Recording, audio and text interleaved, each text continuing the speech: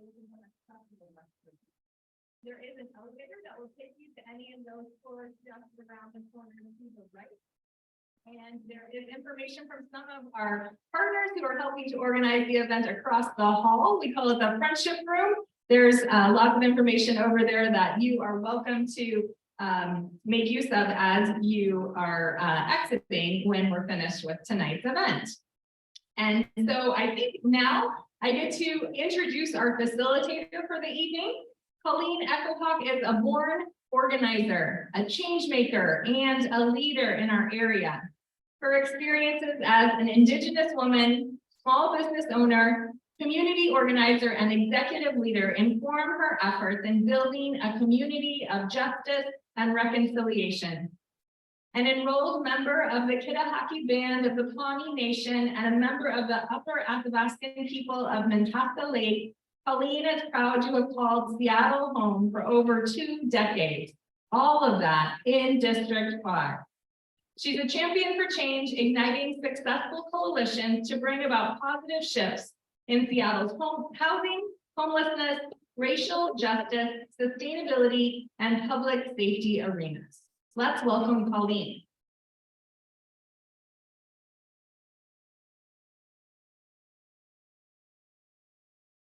Hi, friends and neighbors. I'm going to scoot this over a little because I want to make sure that you can all see these amazing candidates right here behind me.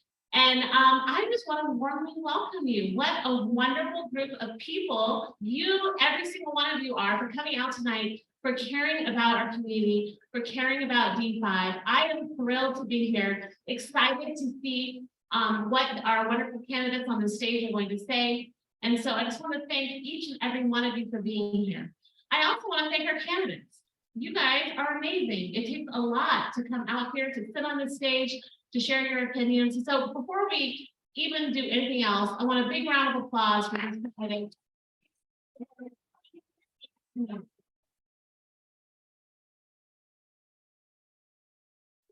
Our hosts, the Holler Lake United Methodist Church, all the amazing volunteers, Pastor Laura, Renee, all of you are amazing. I also want to give a huge shout out to the Mobility Coalition who helped really shape tonight. This is going to be a really fun night. We're going to hear and learn a lot. I want to tell you a little bit how it's going to work. We're going to do a lot of lightning rounds. And so as we begin, I want to ask all the candidates just to hold up your green yes sign. And I want to make sure everyone can see it. Hold it up really high because there's people back there. If you need to move around so that you can see it, please do. I will also try to shout out after each lightning round. We'll go through each name and we'll try to make this as quick as possible, but we just want to make sure that everyone can see it. Any comments from the audience right now? Can everyone see it okay? Okay, great. I love it. All right, we are going to start off the evening by asking the candidates to give a little intro, who they are, and then also what their top priority is. We're going to give them 30 seconds for that, so it's going to go fast. Then we're going to move into open-ended questions where they each will have an opportunity to answer an open-ended question. Then we're going to go into a lightning round session, and we're going to go back and forth in that while and have a really good time together. So I am ready to begin. I'm ready to hear what is important to each and every one of us in District 5. And we are going to start off on the far left of our stage with Bogart Fifi. And we're going to ask you to come to the podium. And then we're going to be going to my right. So you're right up there. So Luca, you'll be next. We don't have mics that can be passed around. So the candidates are going to kind of be queuing up on either side of the stage. So if you see me movement, that's what they'll be doing. So Luca, you'll be next and then we'll go down the road. So go ahead. Let's hear from Bogart. Well, hello neighbors. I'm Bogart Fifi.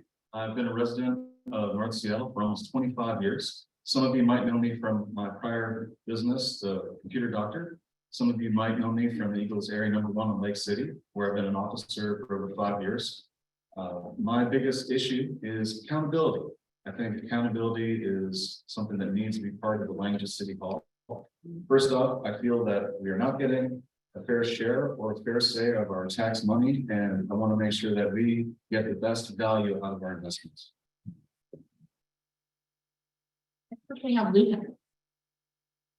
Hello, everybody. My name is Luca Murdoch Howard, and as the youngest city council candidate, not only here, but probably across Seattle, my biggest priority is housing affordability, and which I know about since my youth.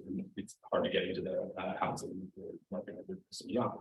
And I'd like to solve that by investing into especially this means social housing development, which I think will be able to make housing affordable for everybody across the infrastructure. Thank you.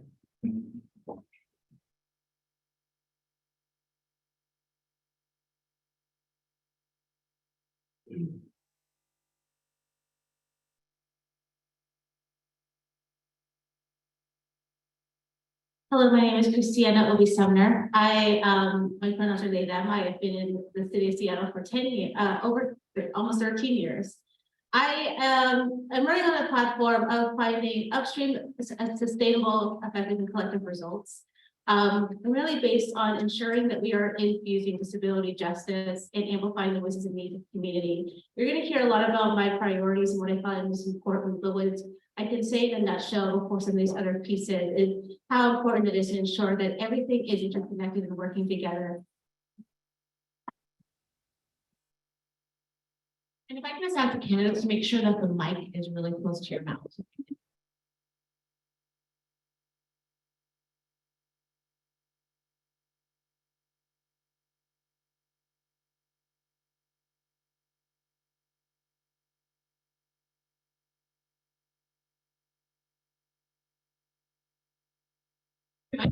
Will be stopping the sweeps. Not only are we carrying out inhumane violence every single day against our unhoused neighbors, we are wasting taxpayer dollars while making it harder to get people into housing. If we want to support services, we need to stop the sweeps to actually make them effective. Thank you.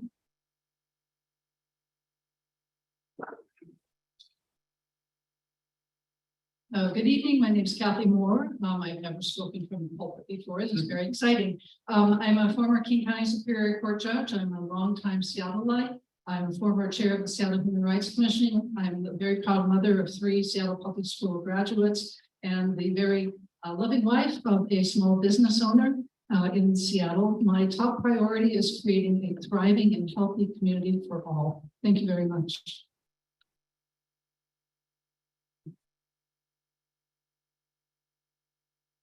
Hi, my name is Shane Macumber. I'm a pay coordinator, a realtor, and I've lived in North Seattle for over 20 years. My top priority is housing. My direct experience in the housing industry has given me specific examples of what needs to change in the city to ensure that we have accessible housing, responsible development, and the ability to curb our increasing cost of living.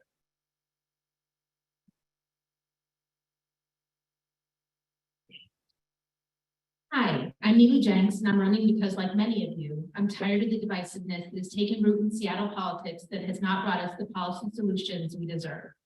I'm a second-generation Iranian American who comes from a long line of people who have fought for freedom and justice and put their lives down for it. I was taught as a child that we fought for our community, and I feel called upon to rise up from my role as a community caretaker into a greater impact role of public service. My primary platform goes to fight for justice in housing and transportation and environmental justice. Thank you. All right, great job, Canada. We got through the first round of things, so good work. We are going to move on now to two open-ended questions. The first question, and we're going to start with Ty, and then we'll go to Kathy and Shane and around. All right. All right. The first question. The section of Aurora between 85th and 145th is the area with the most fatal accidents of any road in Seattle. It is already home to a diverse population, and over 4,000 new homes are being built along the road. What are your plans for revitalizing and improving the sense of community belonging along the Aurora corridor? And you're gonna have 30 seconds for this. I believe in a car for your Aurora. I believe that we need to install more crosswalks, use the city funds to invest in sidewalks, and create more breakages in traffic so that we can actually calm traffic, like Colleen said. More people are dying in our district. 70% of all deaths between the 5-year period were happening in our district. The only way to do that is to take the control that we have as council and use city funds to actually make road improvements and not rely on SDOT or SDOT or WADOT to make all of our transit decisions. We have the funds in our city budget to actually improve sidewalks and crosswalks and signage, which is a small step we can take.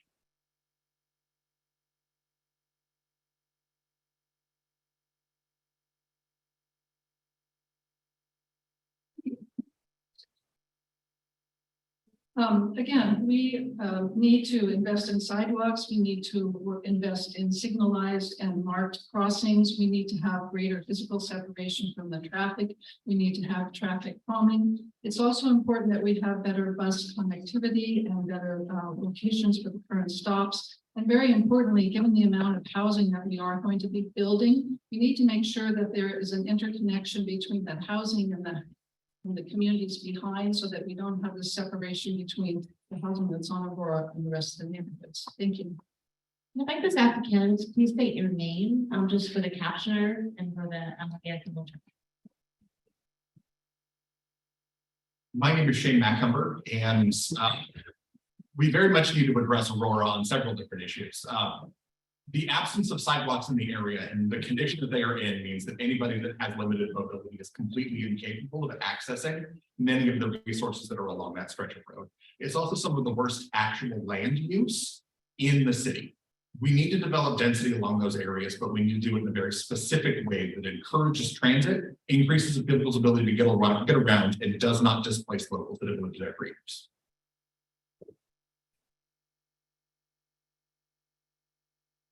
Hi, I'm Neely Jenks. Aurora is a tragedy, and we need to make it not a pass-through community and make sure that it's a place that we acknowledge where people live and work. We need to have dedicated bus lines for the E-line bus line, which is the most used bus line in all of the state, have raised crosswalks, have better signals, and also have wider sidewalks and plantings of natural native plantings or drought-tolerant plantings.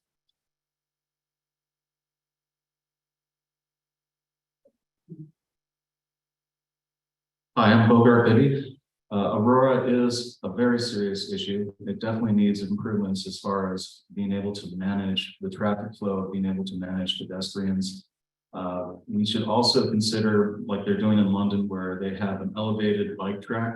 So we could imagine that you're able to use your bike safely without having to interact with traffic at all, and just get down from your bike when you're closer to your stop and closer to interconnections modal wise. It gets to be a lot safer way to go. Hello, this is Luca, and I work with Aurora Reimagined Coalition in the past, and so I know how bad it is on the street itself. And the priorities that I have are specifically widened sidewalks, centralized bus lanes, trees throughout, and a bike lane. And we have the funds to do that. It's just a matter of political will, and I would bring that to against.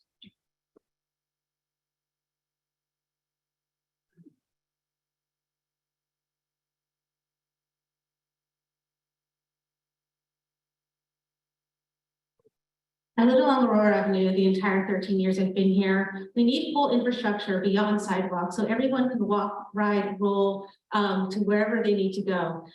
We need to make sure that the social housing and community centers are increased.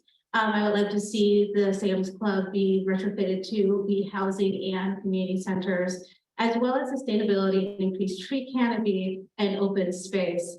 We have multiple levies and plans are coming through where we have interconnected funding and support. Thanks.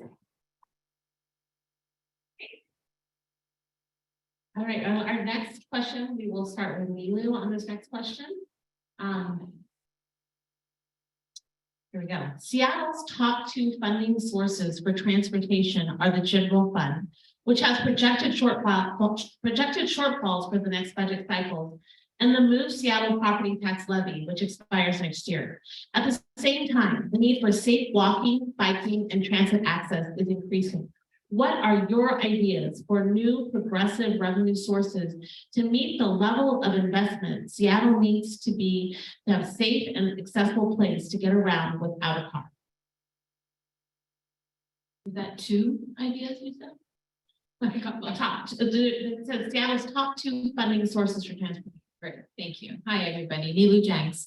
I am especially interested in a land values tax, which would restructure our property tax to make it that we don't have so much land investment happening in our city that is causing immense damage to us, for example, Lake City, near where I live.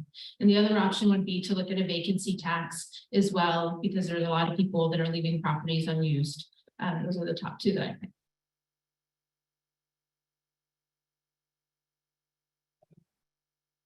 This is Bogart Bibby. It is true we need more and alternate sources of revenue. This also ties into reducing housing, the cost of housing. There is a lot of investment property done by foreign investment and by private equity that drives up costs and reduces availability because it just sits on this property. So absolutely, I have to agree. We should definitely have a tax if there's going to be a vacancy in perfectly usable housing. That can be used to pay for transportation as well. Hello, this is Aurora, and the ideas that I would have is one, the vacancy tax, which is obviously very popular and a very useful tax, but I don't think that will net very much money. I think that the city actually did an investigation of progressive revenue taxes and from their findings. Their #1 recommendation was an employee hours tax, and so I would support potentially putting that in, but first, of course, passing with the relatively vacancy tax. Thank you very much.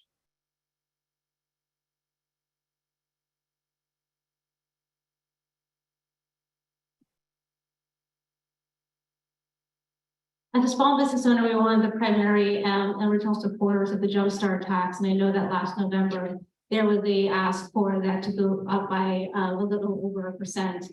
I would like to see what the middle ground would look like to increase the Jumpstart tax so that we can ensure that we have the funding. In addition to that, I know that there are multiple areas of funding. My work as a consultant and as an organizer has been to work across various modes of government and organizations.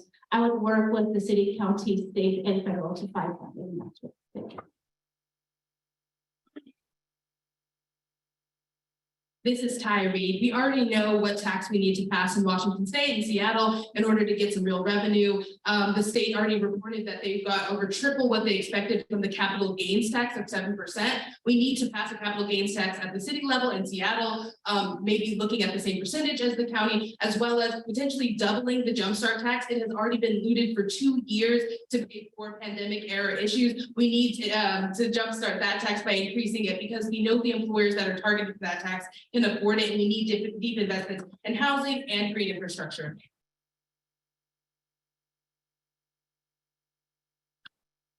Oh, this is Kathy Moore. I agree, we need a commercial property vacancy tax. We need to pass the Move Seattle levy next year. We also need to implement the Seattle capital gains tax. We need to look at REIT taxes, which are taxes on the sale of property over $5 million.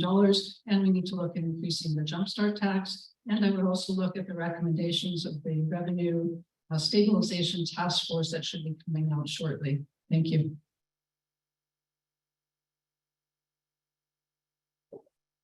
Hi, I'm Shane McNumber. In order to generate the revenue that we're going to need, we're definitely going to need to implement what I believe will be a vacancy tax. I also support a payroll ratio surtax, which is a tax on companies that anyone who has a ratio of over $100 to the CEO versus the lowest paid at 1. By increasing those, we can actually assist in ensuring that we're also getting fair pay for the individuals who are working and not allowing corporations to continue to steal our wages. In addition to that, revisiting the city's housing growth fund could also be a way that we could revisit funding. Thank you. Well, now we get to our lightning rounds, which are going to be very fun. So all candidates, make sure you have your wonderful yes and no signs there.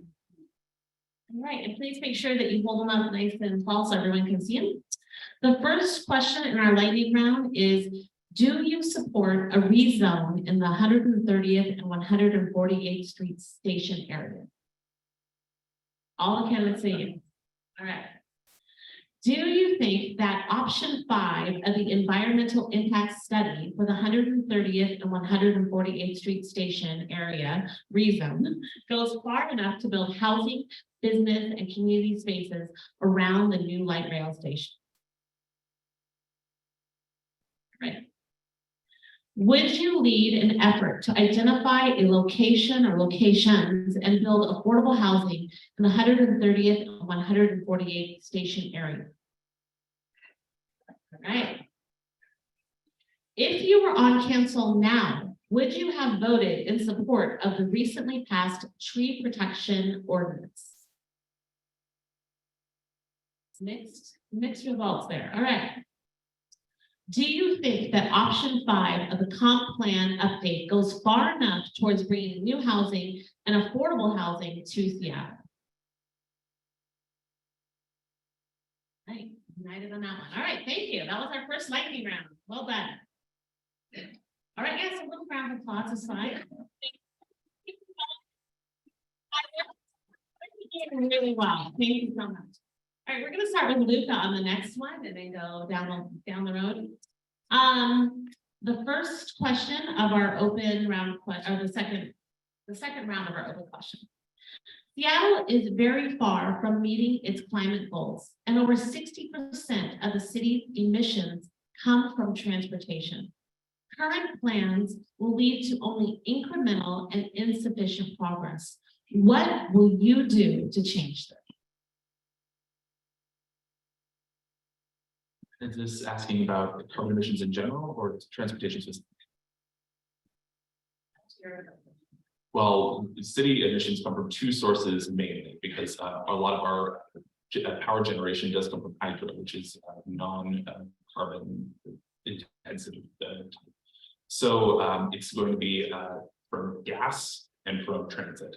And for transit, I would better the Seattle Transit network by increasing investments in light rail and buses. And for gas lines, I would invest into trying to get people off of their gas stoves and removing gas lines across the city until hopefully at some point we'll be able to gas lines.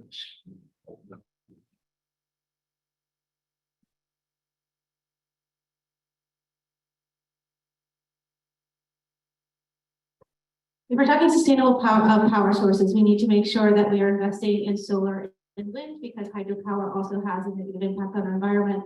I would like to support city light plans for the wrap in next day kilowatt buying program, so they can choose to have more sustainable power. In addition to that, I think it's important that we understand, in order to have a sustainable environment, we're going to have state of living that's going to be different. And that's going to mean having decreased cars on the road and ensuring that public transit is going to be the option for as many people as is accessible.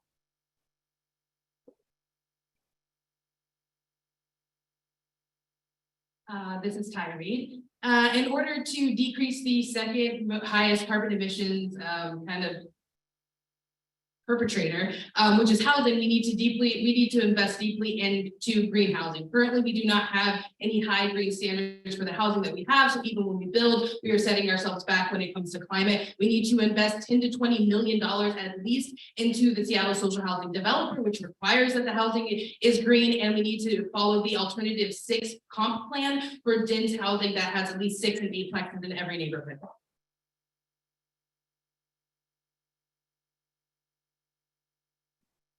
Thank you. So I support the Seattle Green New Deal. We need to make all Seattle vehicles electric by 2030, and then we need to get people into buses. We lack an appalling amount of east-west transit. We have no way to connect west of I-5 to the light rail station that's going to be open. We need to make sure that we have some way to get people from the west part of our district over to the light rail stations. I also agree with Ty that we need to look at increasing our building standards.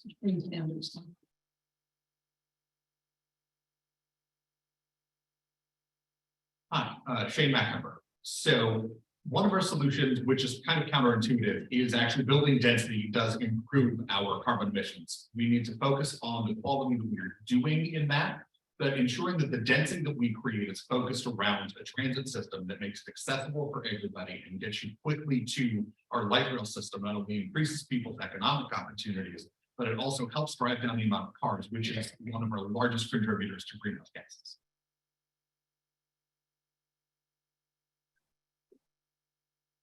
Hi, this is Neely Jen.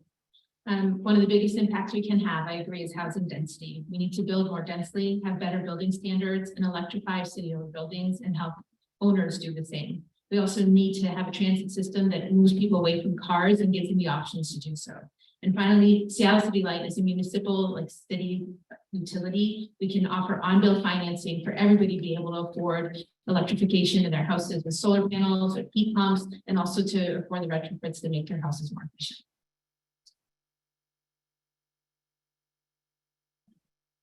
Hi, this is Bogart Biddy. It is true that investing in solar is the wisest thing we can do because the cost versus fossil is hugely getting better and better and better. Making it affordable will make it easier to transition people off of gas, off of fuel. Battery-powered vehicles are essential. Increasing density and multimodal transportation is part of it. Also making sure that there's an abundance of options where you can take battery power transfer is important too. All right, well, we're going to start with Kathy for this question. This is another open-ended question. What are the top 3 most important bike routes to build in V5? This is Kathy. Kathy Moore. So I think we need to build out a proper bike route on Aurora. We need to continue to build out the bike route on the rest of Roosevelt. And quite honestly, I do not know the third, and I have some education to do. Thank you.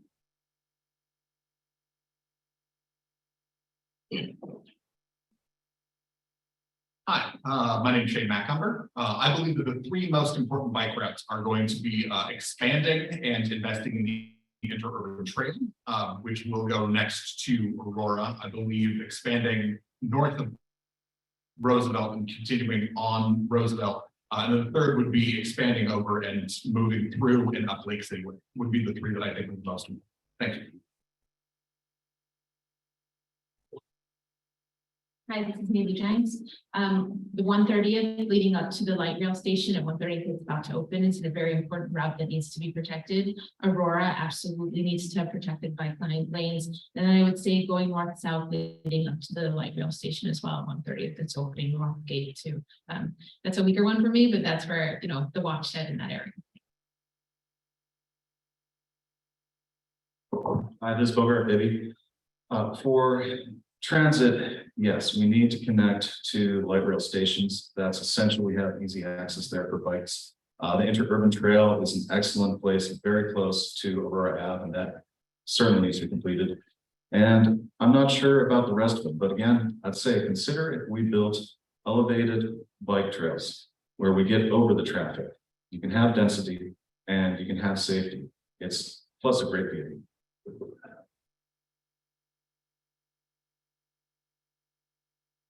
My name is Luca Echohawk, and the 3 most important ones are 2 of them are leading to the 130th section, which is the ones going especially from Lake City along, I think, 125th at one point, that go to 130th, one going from 130th to the interurban, which there's a couple of different routes. One of them goes along 128th, but one of them goes along 130th itself, and the other one going straight ahead up Aurora. Because those are the ones that people use, especially when the new light rail station opens, and the Aurora one, there's already people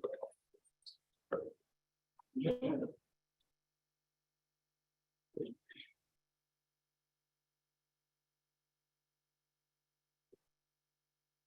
I agree with what's been said about the main thoroughfares and the interurban trail, so let me add a little bit something new.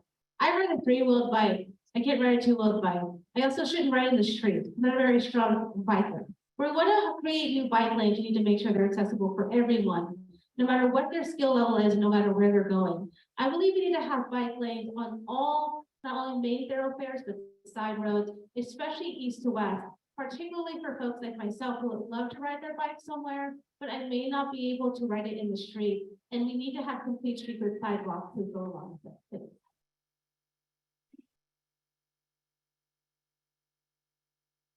Hello, this is Ty. In order for Seattle to meet our climate goals, we do need to have an extensive protected bike lane throughout the city. That means along the entirety of Aurora. Like I said before, I believe that we do not need cars on Aurora. We need trams, we need E-line, we need bikes, we need sidewalks. There's no need for vehicles along there. So I do not think we need to create an overhead space for that. But I also think it is vitally important that we get people to the new stations on 130th. So making sure that we're connected north and south is going to be vital when we think about the rezone and the development of that neighborhood. All right, well, moving on to a very exciting lightning round. Everyone get your yes and no signs ready. Make sure you get them really high when we show them out. The first question is, Seattle is missing 11,000 block fronts of sidewalks, 60% of them in District 5. The 9-year Move to Seattle levy funded 250 blocks. Will you champion for sidewalks in all urban villages and along all arterials, including the resources to finish installing missing curb ramps and audible tactile APS signals in the 20-year comprehensive plan? All right, the yeses from everyone. So many of our broken sidewalks are inaccessible to many people with disabilities. Would you support a city policy that would require SDOT to repair sidewalks along roads they are repaving? All right, consensus once again. Most high salary workers receive employer paid transit passes, but low wage workers not so much. Will you support legislation requiring that large employers subsidize transit passes for their workers? Consensus again, thank you. The property that Oak Tree Village sits on is owned by Seattle Public Schools. Do you support working with Seattle Public Schools to repurpose this property to include community-centered projects such as a pedestrian plaza, a new community center for the Aurora Licton Urban Village, or public child care facility? Yes, and that one. I love that question. The state's Move Washington transportation package identified $50 million to be allocated for Aurora between 90th and 105th Streets. Do you support having SDOT make this a priority? Consensus again. All right, well, thank you. That's the end of this lightning round. All right, yeah. Congratulations, and we are halfway through, so we're getting closer and closer to the end. Thank you so much, all of you out there in the audience. Thank you for participating and being really great in this process. We are going to start this next round with who can start with? Christian. There we go. The next round is an open question, and the question is, what are your thoughts about the prevalence of sex workers on Aurora Avenue and elsewhere?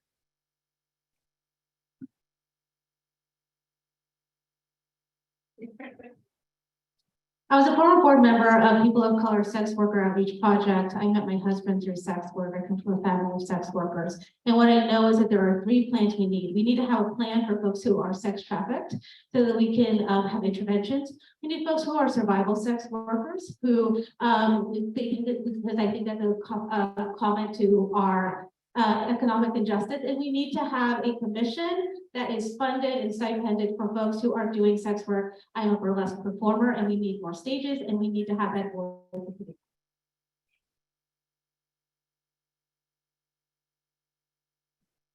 This is Ty Reed. The only way to address the sex work industry in the Seattle and the United States and abroad is to decriminalize sex work. We do not need to legalize sex work and make it a dangerous industry where there are people who can afford for it to be legal and people who can afford for who have to do it under the table. We have to go for full decriminalization so that sex workers are not forced to interact on a daily basis with cops who are often the perpetrators of violence against them. We need housing and we need resources so that people are not always forced to make the decision to go into survivor effect.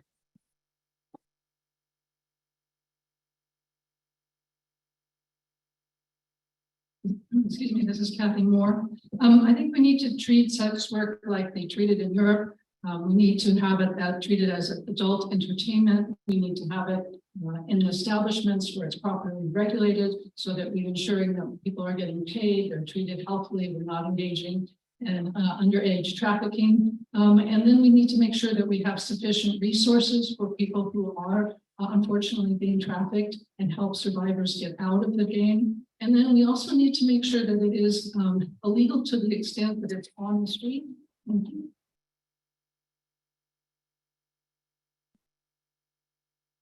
Hi, my name is Shane Macumber. Sex work is work, and we have a really hard time with that conversation because we do not do a good job of differentiating in between consensual and formed sex work and sexual exploitation. We need to make sure that individuals that are forcing people into sexual exploitation are held accountable for the crimes that they are committing. But we also need to make sure we have economic opportunities so that individuals aren't forced into exploitative sex work out of desperation.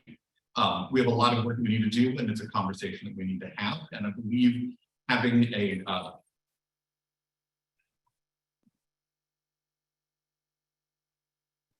Hi, this is Nilu Jenks. So much of what we see on Aurora is not sex work, really, so much as sex trafficking. And the only thing we can really do to address that is decriminalize sex work so we can provide these young girls and women the protections that they deserve, make sure that we're investing in their care, and definitely make sure to partner with organizations that are serving them and make sure they're part of the conversation too, so that we're addressing their needs and not making decisions for them.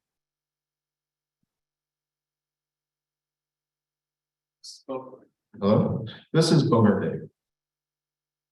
We've seen this repeat time and time again for thousands of years. The current system does not work. It is just leaving people vulnerable. If we look at places like New Zealand and in Europe where there are more sensible models, I think we can find a solution.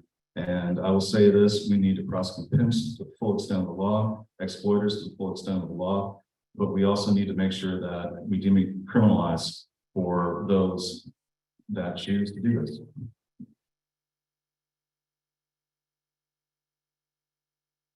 Hello, this is Luca Murdoch-Howard, and I actually went to Aurora and talked with a couple of people working there, and what they said is that keep the cops on the pimps, but decriminalize to what extent you can sex work. Make sure that people that are just working for a living aren't, make sure that they're safe and that they can be, you can have safe and fulfilling work, and maybe try and set up an area that can be reserved for this sort of thing.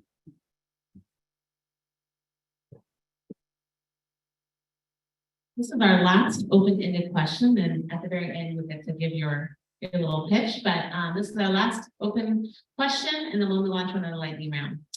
And we're going to start with Shane.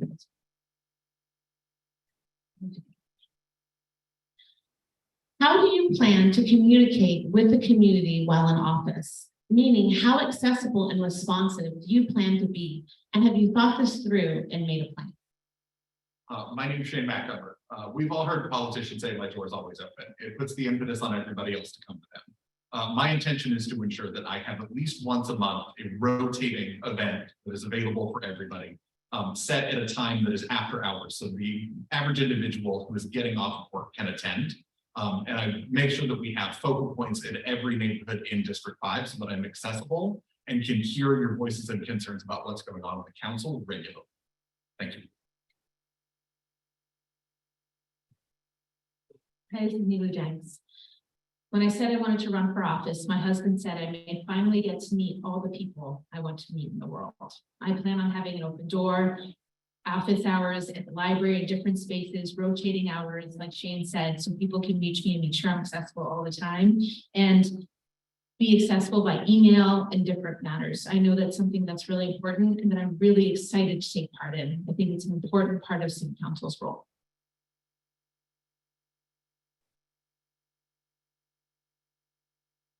Hi, this is Bogart Biddy. One thing I've seen is that when you are in IT, you take a data-driven approach to change and finding out solutions. I intend to have a survey every 3 months that the entire district can participate in so that I know where we're going, what the trends are, what's worrying you, what you want to see done. And that way, everyone will be able to see what we want as a majority and for our district, and I'll be affecting that change for you. Hello, this is Luca Murdoch Howard, and this is actually one of the advantages of me being one of the younger city council candidates is that I have the time for everybody. Well, I might not have a mortgage or, be married with a family. I can absolutely sit down and have open office hours probably every week that I can use to talk with people who will come to me, but also the time to pursue talking with active community groups who go out and do that. Thank you very much.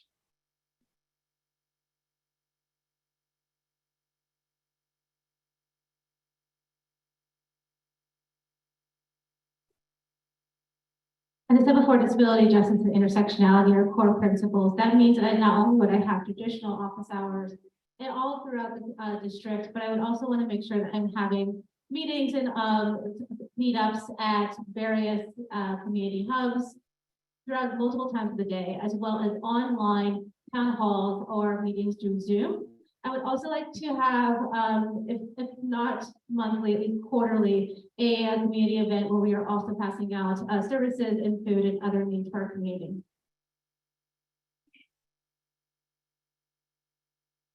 My name is Cyrene. I am a community organizer. That means I think the only way to talk to folks is to get out in the streets. I have hosted for 3 years and coordinated an outreach group to folks living in Ballard, and I've started doing it in downtown. And I hope to have one started in D5 once I'm a councilwoman here. So that I'm always talking to folks, not just the ones who are connected to community groups and churches and organizations, but those who are on the streets who are disenfranchised and separated from politics. I will be door knocking and campaigning all year long because I think it is beyond election time when we should be going to people's door and actively politicizing our constituents.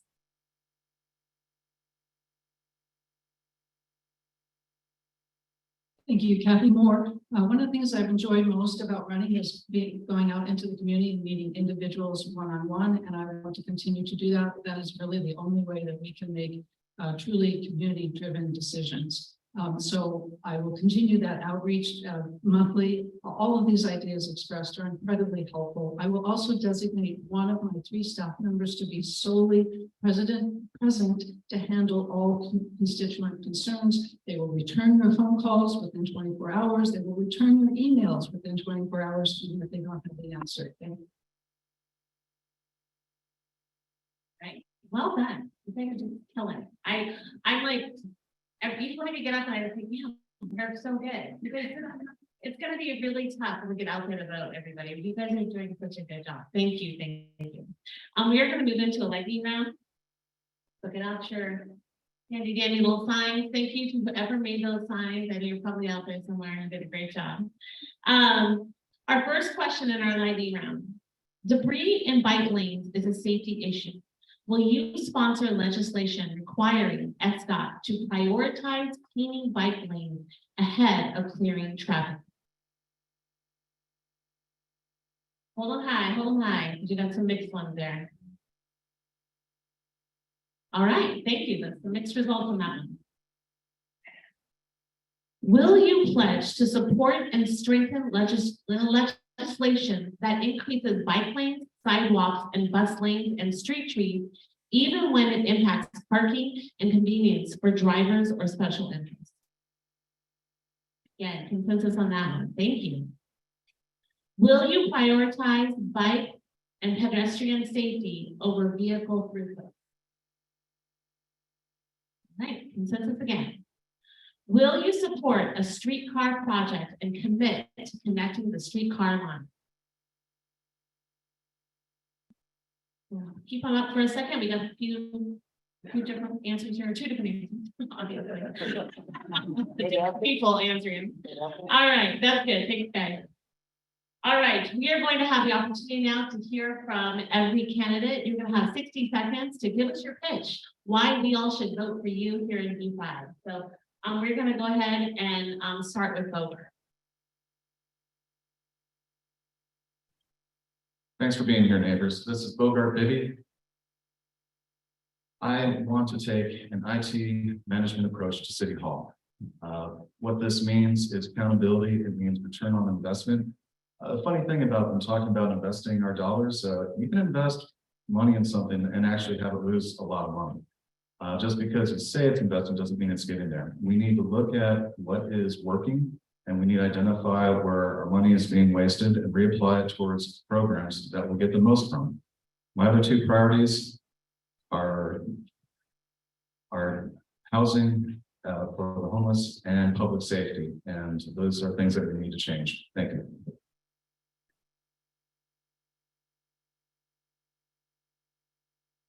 Hello, my name is Luca Murdoch Howard, and my three big priorities is going to be investing into Aurora.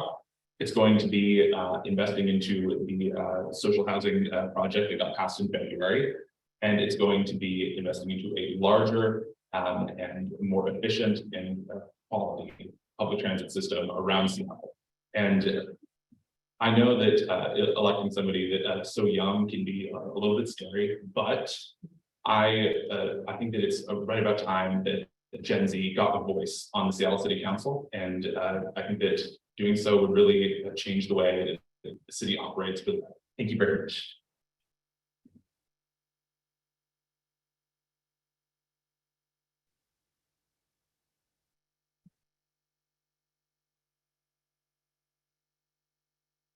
As a consultant and with over 200 organizations and government entities across the country, I am very much primed with a toolkit to find upstream solutions to downstream effective, collective, and sustainable results.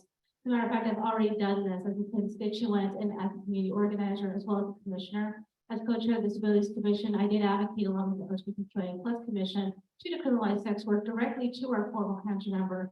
I also was co-organized and helped to support the first bans of minimum wage in the city. And I also, as co-chair of the Renters Commission, was able to advocate for changes that led to the 6-month advance notice for rent increases. What I'm saying is that if I was elected, I would not be new. They know me already. And so if I was elected, I would just hit the ground running with what I've already done. Because this is work I've already put into place, I would want to continue the work of amplifying community voice and leadership, and I really hope for your vote. Thank you.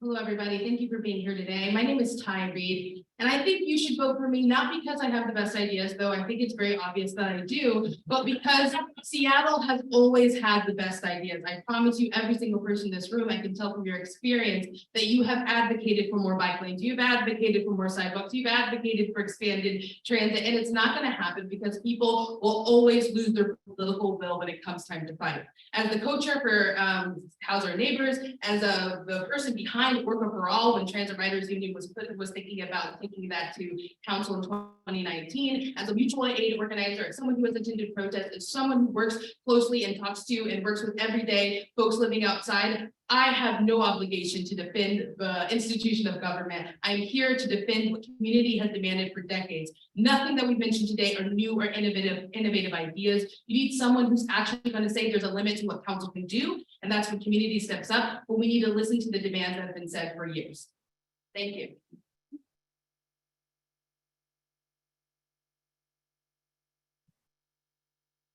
Excuse me. Thank you. I'm Kathy Moore, and I'm running for this seat because I have 3 decades of public service. I started my career as a public defender where I fought for the rights of individuals who were caught up in the child welfare system as well as in the behavioral health system. I became a family law attorney where I continued that work. I chaired the Seattle Human Rights Commission where I was very instrumental in moving the ball forward on police accountability and reform, which is something that's close to my heart, and I will continue that work on the council. I also served for time as the interim Seattle City Clerk, so I'm very familiar with the workings of the legislative operations and how legislation gets passed. Most recently, I served as a King County Superior Court judge, where I served on the criminal calendar, the family law calendar and the mental health calendar, I made tough decisions every single day that affected people's lives and livelihoods. And I did it fairly and justly without a political agenda or ideology, based on the facts and on the best information presented to me. That's what I will do for you on the council. Thank you.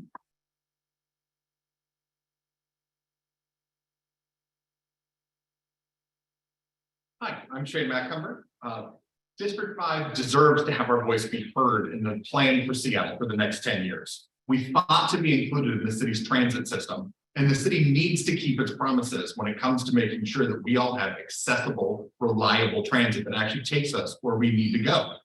It's time for a Seattle with responsible fiscal policy and also effective development.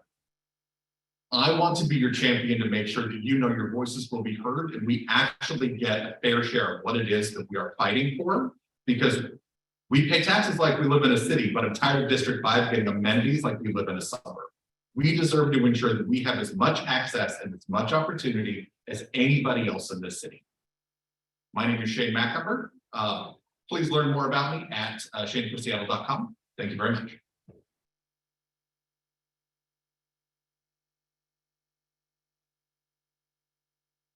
Hey, Lieutenant. Many people have asked me how I qualified for the Democracy Voucher Program in 5 days. It's because my community knows me. They know how hard I work, that my values are uncompromised, and that I will fight for a more just world for all of us. And that's what we need more than anything else right now. And all of our issues are heightened by the climate crisis with ever hotter days and stifling wildfire smoke. Climate activists have chosen this campaign as the top climate platform out of all candidates citywide. I'm endorsed by Alan Durning of the Sightline Institute, County Council Member Rod Dembowski, Senator Javier Valdez, Union's UFCW 3000 and IBEW 46, the King County Young Democrats, and the 32nd and the 46th legislative districts. You can learn more at neighborsfornilu.org. I'm Nilu Jenks. I would be honored to earn your support with your positive energy, democracy vouchers, and of course with your vote. Thank you. Right, you guys killed it. Thank you so much. I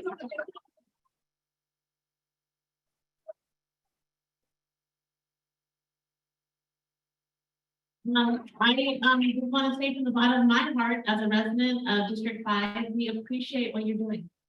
We appreciate how you put yourself out there and how you are just leading from your heart. So thank you. What you're doing tonight is so significant, and it's just been an honor to be with you all. So thank you all, and we're going to pass it over to Renee. Thank you so much. My name is Renee Staten, and I just wanted to, first I wanted to say that you made that you're 32 minutes at a time. More questions next time. And I almost said, because I know people want to know more, when you hear more insights from candidates and give you more time to speak. So I apologize, I didn't realize how efficient this would be. First, I wanted to say thank you to Pastor Lauren Baumgartner and the congregation of Powell Lake United Methodist Church. You really, Laura's been working on this since November with us as a group. And I really want to thank you so much for opening up your church and your community to us. We really appreciate it. And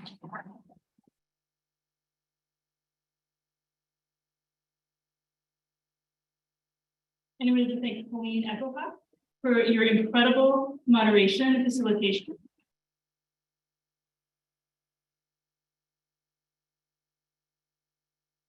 And I just want to thank each of the candidates individually, Bogart Biddy,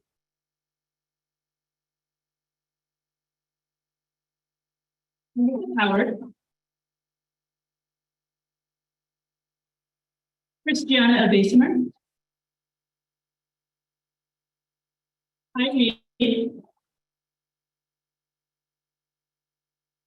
Kathy Moore,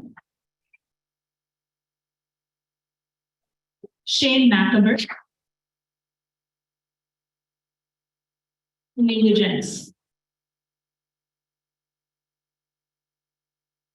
I also want to thank this specific forum was co-hosted by a mobility coalition and a D5 organizing coalition. I want to thank all of there are many volunteers who worked very hard to make this happen. And I just want to thank all of those volunteers who did all this work.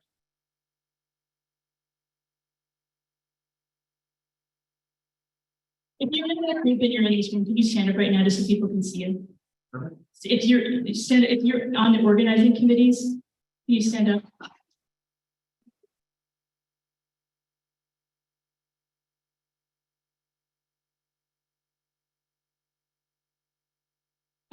So there are going to be 2 more forums by the D5 Organizing Coalition. The next one will be June 20th at the Lakeside Mennonite Church. And then there'll be one Zoom only on July 12th. Both of these will be 7 to 8:30 p.m. And then all of the forums are going to be available. We'll put them up on YouTube, and so we'll be able to watch afterwards. If you enjoyed the forum, I have a lot of flyers, these lovely pink flyers. If you want to share them with your neighbors, please come up and please feel free to distribute them. We'd love to bring more people in D5 to learn more about our candidates. So thank you, everyone, and have a wonderful evening.